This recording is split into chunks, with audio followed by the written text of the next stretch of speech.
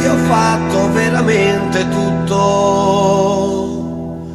perché l'amavo e mi sembrava brutto di non accontentarla in qualche cosa, visto che sì, era quasi la mia sposa.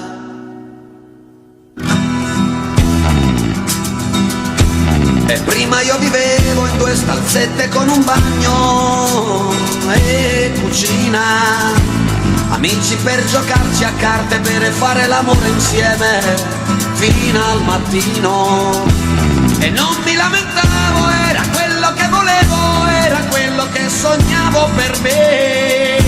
A tutto poi dovuto rinunciare nel buon nome dell'amore, e va bene così.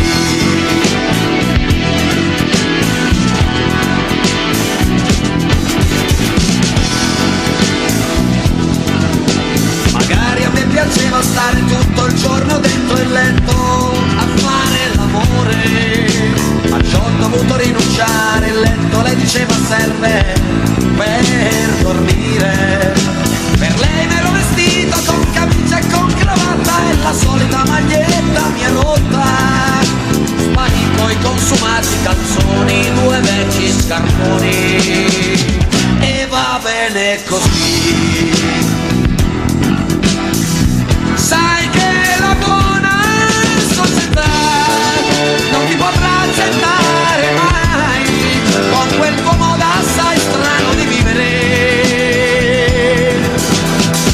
Per lei ho fatto anche così, rinunciando alla mia personalità. Prima di tutto mi importava lei.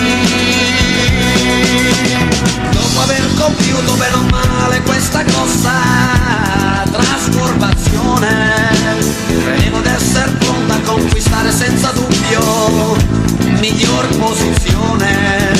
Ma un giorno la cretina non si è mai più presentata, e la mia vita adesso è un'aria sconosciuta.